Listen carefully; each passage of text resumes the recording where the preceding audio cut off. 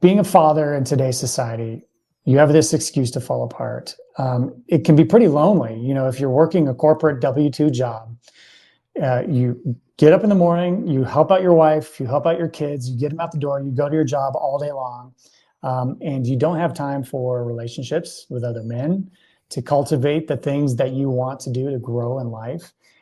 You don't have the ability to focus on the things that you used to before you had kids, but you don't want to blame your kids or your wife for that. So Yeah. it's so easy to fall into this lane of woe is me, my life is over.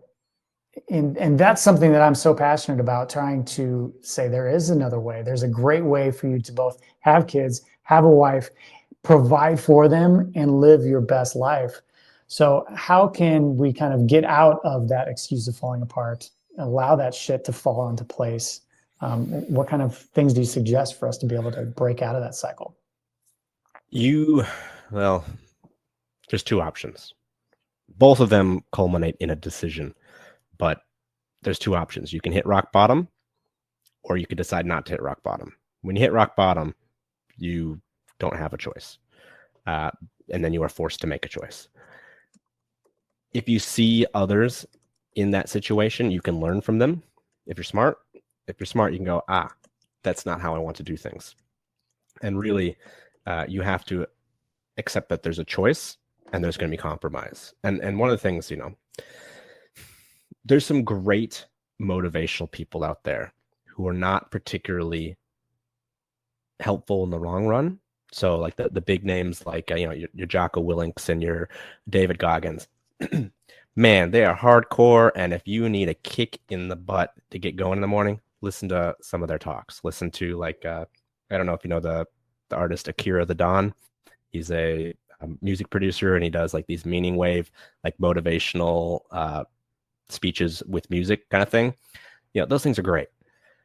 But you can't live a David Goggins life when you have a wife, kids, a mortgage, you're not famous, you're not rich, and you don't hate yourself. So you have to compromise. And those guys can get you going, but there's an element, and I know it's a hard thing to say in this day and age, but there's an element of discipline as well. And you have to make a decision to create discipline, to create a framework for success. And then you have to compromise and realize that you are not going to perform at the level of David Goggins, at the level of Cameron Haynes or Jocko Willink or any of these big names in the men's motivational sphere. Not when your kids are young, not when you don't have time, not when you haven't got your business and your finances on lock. You're going to have to compromise.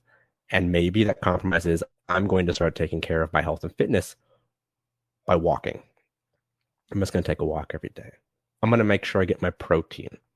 I'm going to cut the number of sugary or alcoholic drinks I do across the week in half.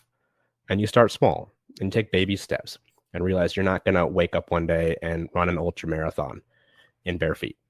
It's like these are super long-term aspirations that these guys have built their lives around. But for the average person, there's almost this false dichotomy of going, oh, if I can't do everything, I'm not going to do anything. And if you go down that path, you will hit rock bottom.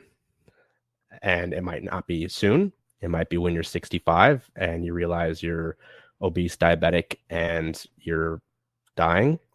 Or it can happen now. You could have an injury, an illness, or something that puts you at rock bottom, and then you have to make a change. But ideally, you use the motivation from wherever you can get it to go, okay, now I need to make a small change and then build from there. But so many people are afraid of just making the small changes. They're sort of in this like paralysis by analysis. If I can't do everything, I'm doing nothing. Or there's too many things and I can't figure out where to start. But again, like I said, it comes down to a decision. You either have to make it when there's no other choice, or you can make that choice now and do something and understand that you're going to have to compromise. You might not hit the gym 7 days a week. You might be able to go once a week. It's still winning. It's still better. And it's going to make you better and better every time you go and do that.